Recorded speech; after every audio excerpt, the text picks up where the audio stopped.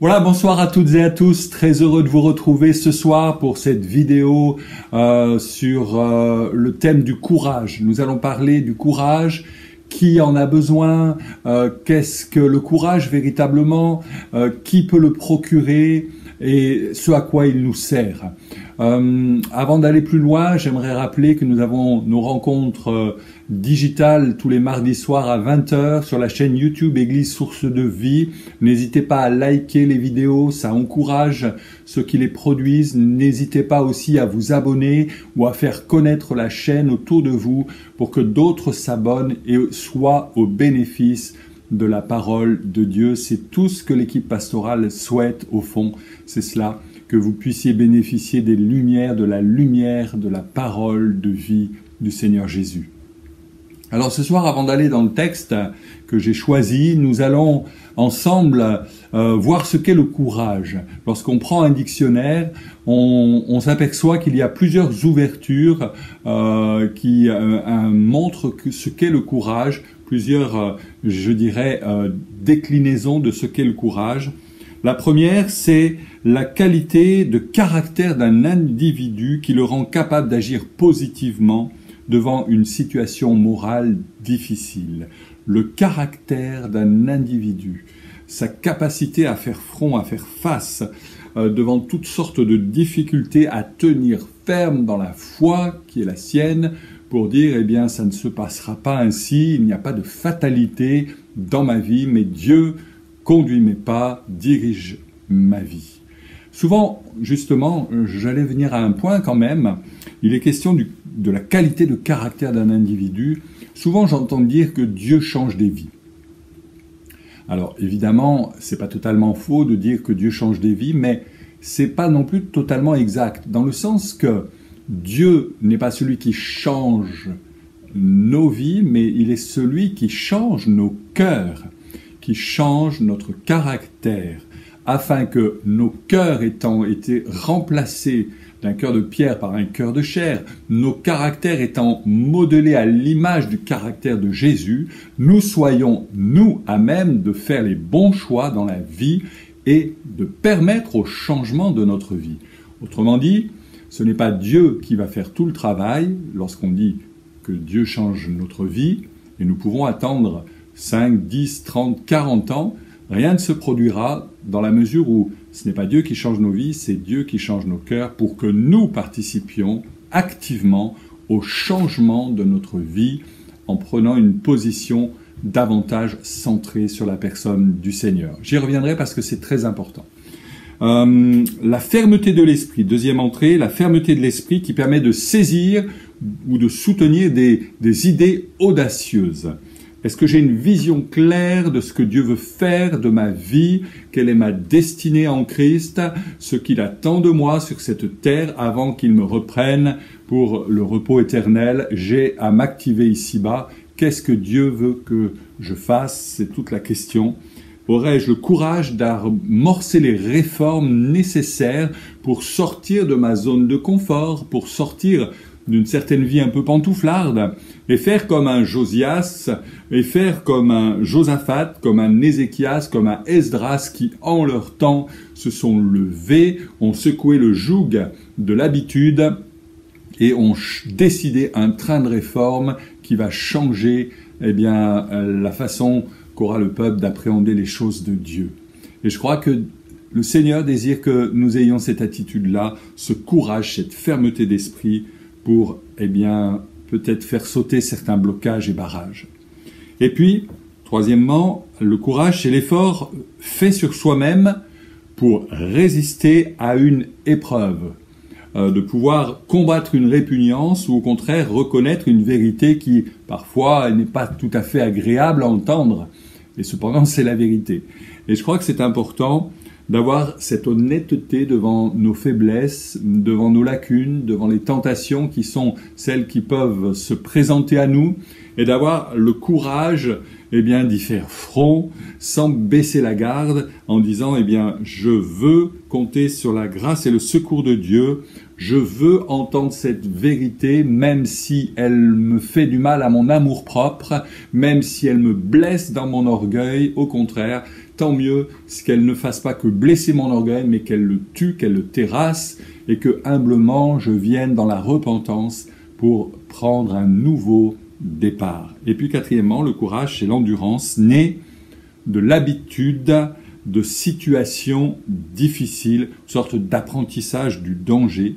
Qu'est-ce que les épreuves auxquelles je suis confronté vont m'apprendre? Est-ce que j'endure patiemment en attendant le secours de Dieu? Est-ce que je suis capable d'avoir cette fermeté, cette consistance, cette persévérance, ou au contraire, est-ce que je balance tout par-dessus bord à la moindre épreuve et je me retrouve à plat, par terre? Donc ce courage, c'est aussi cette endurance à faire front devant des situations complexes. Alors j'aimerais aller à ce texte de 1 Samuel 30, verset 1er. Il est dit, lorsque David arriva le 3e jour à Tsiklag avec ses gens, les Amalécites avaient fait une invasion dans le Midi et à Tsiklag, ils avaient détruit et brûlé la ville, avaient fait prisonniers les femmes et tous ceux qui s'y trouvaient, petits et grands. Ils n'avaient tué personne, mais ils avaient tout emmené et s'étaient remis en route. David et ses gens arrivèrent à la ville et la voyant brûler, leurs femmes et leurs fils et leurs filles étaient emmenés captifs. Alors David et le peuple qui était avec lui élevèrent la voix et pleurèrent jusqu'à ce qu'il n'eût plus la force de pleurer. Les 2 femmes de David avaient été emmenées, Akinoam et de Jizréel et Abigaël de Carmel, femme de Nabal. David fut dans une grande angoisse car le peuple parlait de le lapider, parce que tous avaient de l'amertume dans l'âme, chacun à cause de ses fils et de ses filles. Mais David reprit courage en s'appuyant sur l'Éternel, son Dieu. Amen. David revient à la base, au campement, et là, il revient de bataille, il revient d'avoir ferraillé contre l'ennemi, et là, il n'y a pas de comité d'accueil, il n'y a pas de fanfare qui est là pour les accueillir en héros, pas d'acclamation, pas de réception, rien que la désolation d'une ville en ruine, en cendres. Et on peut imaginer comment David et ses hommes devaient se trouver. Ils ont été harassés par des jours de bataille, d'échanges, de coups. C'était certainement des hommes épuisés qui aspiraient à retrouver femmes et enfants et repos, pouvoir mettre un petit peu les pieds sous la table en se faisant servir parce que ils avaient, eux, servi sur le champ de bataille. Mais il est écrit que les Amalécites, les ennemis d'Israël, avaient visité le camp de base. Souvent, je me suis rendu compte que ceux qui s'emploient à servir le Seigneur dans tel ou tel service de l'Église ne sont jamais exempts de ces coups fourrés, je dirais même du diable, qui, alors que nous servons à l'œuvre du Seigneur, en profite en sous-main à vouloir saper notre morale en nous attaquant dans ce qui est de plus intime, personnel, auprès de nos proches, auprès de nos familles, auprès de notre propre santé, si je puis dire. Et il y a eu, comme cela, bien des personnes qui peuvent et qui pourraient encore témoigner de cette réalité-là. Il y a un principe qui est donné là, dans l'Écriture, c'est que quand vous êtes en train de vous manifester le meilleur pour le Seigneur et pour l'Église, l'ennemi va vouloir vous attaquer, et notamment sur le plan de votre famille, sur le plan de votre foyer. Vous êtes en train de louer Dieu, vous êtes un chantre devant l'Éternel, vous êtes conducteur de louanges, vous servez le Seigneur sur la plateforme le dimanche matin, et le diable est en train d'œuvrer dans le cœur de votre conjoint, dans le cœur de vos amis, peut-être dans le cœur de certaines personnes dans l'auditoire en termes de jalousie ou d'envie. Et cela fait une ombre sur l'œuvre du Seigneur. Vous élevez les mains dans une sainte adoration le dimanche matin et le lundi, vous apprenez que votre enfant est malade, que votre enfant souffre d'une pathologie qui n'avait pas été détectée jusqu'alors, qu'il y a une difficulté sur le plan professionnel qui s'amorce dès le début de semaine, alors que la veille, vous étiez en train de louer et d'adorer le Seigneur. Vous poussez des cris de joie dans l'assemblée, et voici que, au même moment, vous apprenez de mauvaises nouvelles concernant vos vieux parents, vous êtes en inquiétude par rapport à un membre de votre famille, vous sentez que l'atmosphère familiale se détériore, pas peut-être simplement au niveau de votre cellule à vous, mais d'une manière plus globale, dans le sens large de la famille. Il y a des rivalités, il y a des conflits, il y a des non-dits, il y a des silences, il y a des secrets. Et tout cela, eh bien, mine votre courage, mine votre état d'esprit et de cœur. Et ça, c'est l'œuvre du diable. C'est véritablement l'œuvre du diable. Alors, quelles vont être les réactions de David et de ses hommes? Il est dit que lorsqu'ils virent que non seulement les maisons avaient été brûlées, c'est une chose, c'est matériel, c'est dommageable, mais que surtout les femmes, les fils, les filles, les familles avaient été emmenés captifs, eh bien, il est dit que à ce moment-là, ils ont pleuré. Ils ont pleuré jusqu'à ce qu'ils n'eussent plus la force de pleurer. Imaginez, verset 4. Toute la troupe là qui est en pleurs, c'est un épuisement physique, c'est un épuisement moral, c'est un épuisement spirituel. N'allez pas croire qu'on puisse séparer le physique du moral, du spirituel. Quand le sommeil vous quitte, vous abandonne, quand vous n'arrivez plus à trouver un sommeil réparateur, c'est physique, mais ça va très vite se porter sur le moral. Et c'est peut-être parce que vous étiez mal moralement que vous perdez le sommeil. Et après avoir perdu et la santé physique et morale, le spirituel sera atteint parce qu'on n'est pas, eh bien, j'allais dire, séparés. Dans le sens qu'il y a une sphère spirituelle en nous, une sphère physique et une sphère morale, mais tout est imbriqué. Nous ne sommes qu'une unité de cœur, d'âme et d'esprit. Et si l'un est atteint, tout est atteint au final. Et donc il faut bien comprendre cela. Vous savez combien les problèmes peuvent épuiser, combien les sources de difficultés qu'on rencontre ici-bas sont là à nous atteindre. Les problèmes peuvent nous épuiser sur le plan de notre vivacité mentale. Je me souviens avoir vécu un épisode particulier dans le ministère où, ayant été en but à une opposition farouche, j'en étais venu à me tromper d'essence à mettre dans le réservoir.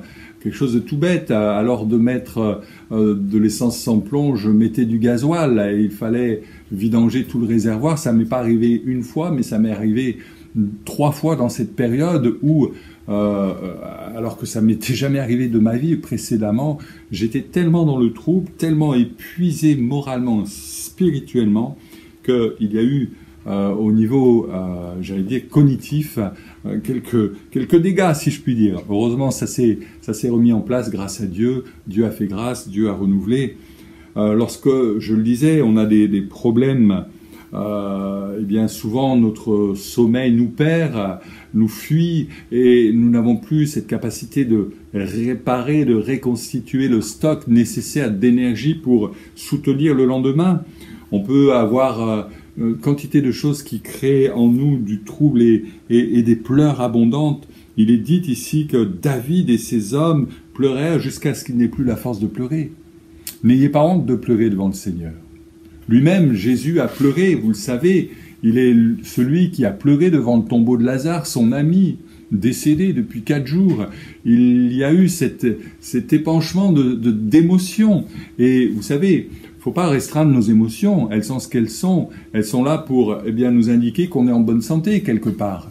Et je préfère, lorsqu'il y a une épreuve, qu'une personne qui pleure et qui relâche, plutôt que quelqu'un qui contient, qui retient, et qui tôt ou tard sera comme une cocotte minute dont le système de soupape est défaillant et qui pourrait exploser. Non, laissez libre cours à vos émotions dans la présence de Dieu. Dieu connaît, Dieu voit, Dieu a éprouvé ces sensations par Jésus son Fils. David va perdre deux femmes, ces deux femmes dans le lot, en tout cas il les a perdues de vue, elles ne sont pas décédées, elles ont été emmenées captives, Akinoam de Jisraël et Abigail qui était au préalable femme de Nabal.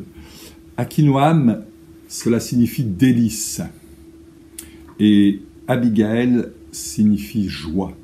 David a perdu ce qui faisait les délices de sa vie et la joie de sa vie. Et vous savez, le diable va vouloir toujours essayer de nous porter ces deux coups au cœur, de faire en sorte que nous perdions le motif de notre joie, de notre bonheur, de ce qui est les délices de notre cœur et la raison même de notre joie. Ce qui fait les délices de nos cœurs, David le dit dans un psaume, c'est d'être dans la présence de Dieu. Il y a des délices éternelles à ta droite, dans ta présence.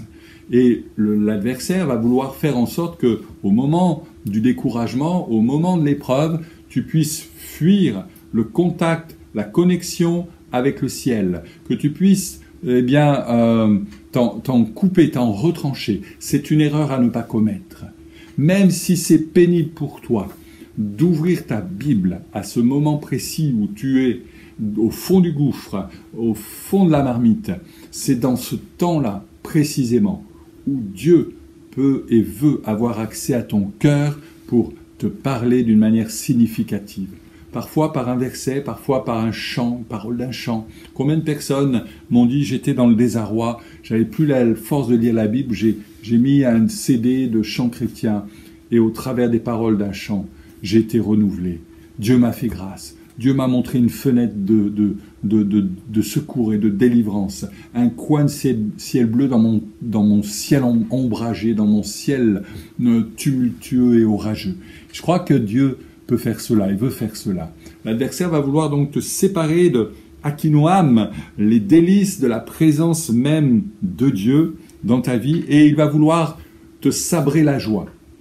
Et faire que cette tristesse peut être légitime lorsqu'on apprend une mauvaise nouvelle, lorsqu'on est en peine et en difficulté, se prolonge au-delà du raisonnable, se prolonge au-delà du temps normal et nécessaire, et que cette tristesse s'installe durablement afin de te conduire progressivement sur les rivages de la dépression. C'est ce que le diable veut. Mais le Seigneur, lui, est celui qui veut te redonner la joie de son salut. Le Seigneur est celui qui veut renouveler en toi cette paix et cette joie. Peut-être il y a ce soir devant son écran une personne pour laquelle l'adversaire est en train de faire exactement cela. Vous ne souriez plus comme vous en aviez l'habitude autrefois. Vous n'aimez plus autant que vous avez pu aimer autrefois. Vous n'êtes plus aussi joyeux, joyeuse que vous l'avez été précédemment. Vous ne sentez plus l'onction de Christ sur votre vie comme cela a été d'habitude au préalable. Vous n'avez plus le même contact avec Dieu en premier et aussi avec les autres, ceux qui vous entourent dans votre entourage. Vous n'appréciez plus les bienfaits de la communion fraternelle. Il est dit que David fut dans une grande angoisse. Il saisissait la portée de la perte qu'il venait de subir pour lui, pour ses hommes, et non seulement il ressentait la défaite infligée par l'adversaire, ici les Amalécites, mais il était écrasé par son propre fardeau et la culpabilité, quelque part, puisque ces hommes vont le rendre responsable de leur détresse. Et il va subir quelque chose de terrible que je ne souhaite à personne, c'est non pas le mépris, mais en tout cas, le fait d'avoir un reproche. Il s'entend reprocher d'être responsable de ce qui vient de se produire, alors qu'il ne l'est pas du tout. Il était en guerre avec ses hommes. Et de la même manière, j'aimerais que tu puisses refuser qu'on te rende responsable de choses dont tu n'es pas responsable. J'aimerais que tu te refuses à toi-même de porter une responsabilité qui ne t'incombe pas. et de t'entendre des reproches qui n'ont pas lieu d'être. Encore une fois, Jésus te comprend. Si tu entends des reproches, sache que lui en a entendu. Je pense à cet épisode à nouveau où Lazare est dans le tombeau et où Marthe va venir en disant « Mais si tu avais été ici », c'est bien un reproche, hein, « si tu avais été ici, mon frère ne serait pas mort ». Jésus entend ce reproche, mais il ne va pas le garder en lui, le conserver comme, j'allais dire, un mauvais levain dans son cœur, une mauvaise racine qui pourrait produire une plante d'amertume et d'absinthe, mais au contraire, il va rassurer Marthe déjà, et il va accomplir aussi le miracle. Mais ce que je veux dire par là, c'est que si tu entends un reproche qui ne t'est finalement pas destiné, qui n'est pas justifié, tu dois, au nom de Jésus, le repousser, le refuser, catégoriquement. Car sinon, il va se planter dans ton cœur et il va te miner de l'intérieur. David, au contraire, lui va reprendre courage. Il est dit, et c'est ces paroles extraordinaires qui concluent notre lecture, mais David reprit courage en s'appuyant sur l'Éternel. Quel que soit le chemin par lequel vous passez, l'épreuve que vous endurez, vous n'avez pas aucune autre solution que de reprendre courage auprès de Dieu, que de reprendre des forces spirituelles, morales et physiques, de reprendre littéralement courage auprès du Seigneur. Dans le verbe hébreu utilisé ici, il est question d'être affermi, d'être fortifié, d'être résolu, de supporter, de devenir forme, d'afficher, d'affirmer un courage nouveau. Voilà ce que signifie l'expression « David a repris courage ». Vous savez, les problèmes peuvent nous submerger, on n'en est pas exempt, autant que nous soyons chrétiens, comme le reste des hommes dans ce monde, mais notre recours est divin. Nous avons une capacité de faire face. Et lorsque vient l'épreuve, lorsque viennent les problèmes, lorsque vous vous sentez comme cela perdre pied, la prochaine action que vous devez faire, c'est celle qu'a eue David en son temps. Il est dit qu'il est revenu dans la présence de Dieu pour être à nouveau animé d'un courage qui va lui faire dépasser ses propres limites. Laissez-vous conduire en cette direction. Et ce courage, il y a 4 facteurs qui peuvent le favoriser, je ne vais pas développer.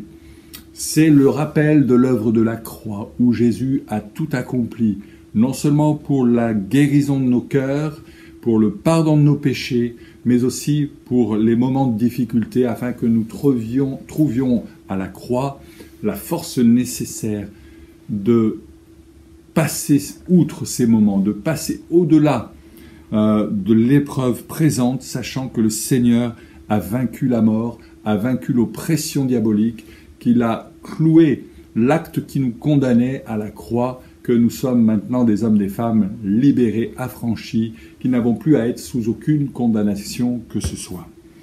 La croix, mais aussi le fait de savoir pourquoi est venue cette opposition, afin de pouvoir, dans le futur, la contrer, de pouvoir être davantage prévenant pour la suite des temps.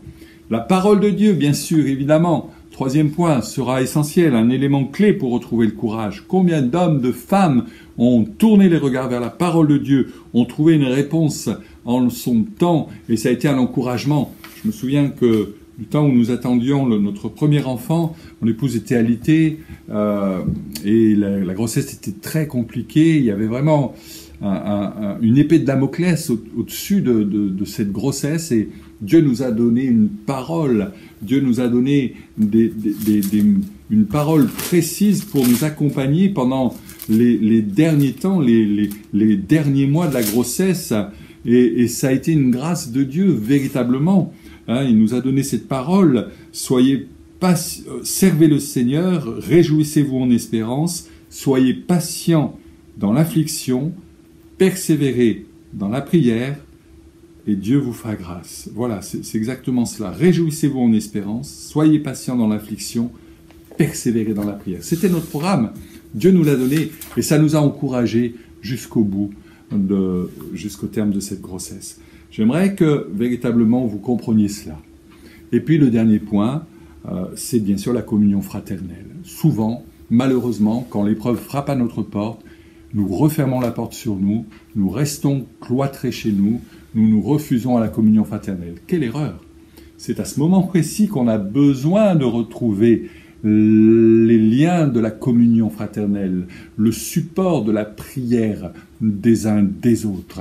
C'est là, dans ces moments de difficulté, qu'il faut venir au culte, par exemple, pour louer le Seigneur, quand même on n'en a pas trop envie. Venez et affranchissez-vous de ce poids moral de dire « je veux rester seul avec ma misère, avec ma souffrance, avec mon problème ». Non, nous sommes une famille, un corps, et nous voulons aller vers cette ouverture-là. La croix, savoir le pourquoi l'opposition, la parole de Dieu, la communion fraternelle. Et puis David donc s'est souvenu à ce moment précis où il entre dans la présence de Dieu. Il s'est souvenu que Dieu est une tour forte. Il s'est souvenu que lorsque je suis faible, c'est alors que je suis fort. Il s'est souvenu qu'il est celui qui donne du courage à celui ou celle qui tombe en défaillance. Il s'est souvenu que l'Éternel est celui qui pourvoit avec richesse et gloire en Jésus-Christ, même s'il ne l'avait pas encore rencontré. Il s'est souvenu que l'Éternel est mon berger, que je ne manquerai de rien, qu'il me fera pâturer dans de gras pâturages. Il s'est souvenu de la houlette et du bâton du secours de Dieu. Il s'est souvenu que Dieu le conduira vers les eaux du repos et que sa coupe, à un moment donné, débordera tout à nouveau. Il s'est souvenu que le secours vient de l'Éternel, que la droite de Dieu le soutient, que l'Esprit de Dieu le vivifie. Il s'est souvenu de qui est Dieu.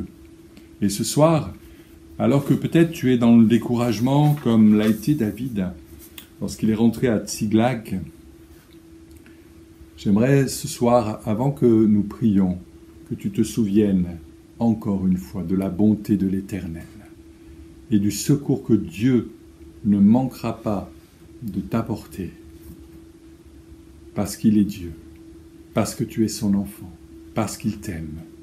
Peut-être l'épreuve dure-t-elle depuis des mois, des années, et je compatis à la souffrance qui est la vôtre devant votre écran, mais je suis sûr et convaincu que Dieu est fidèle et bon, juste et désireux de porter secours à quiconque l'invoque. Et ce soir, nous allons prier, nous allons l'invoquer, nous allons demander sa grâce et son secours. Il est le même, il ne change pas ce qu'il a fait pour David. Il le fait pour nous et je vous inviterai à lire la suite de ce récit, la manière dont Dieu a permis une grande délivrance à cet endroit pour David et ses hommes. Mais avant toute autre chose, j'aimerais simplement que nous puissions élever vers le Seigneur nos cœurs et nos voix et demander son secours et sa grâce.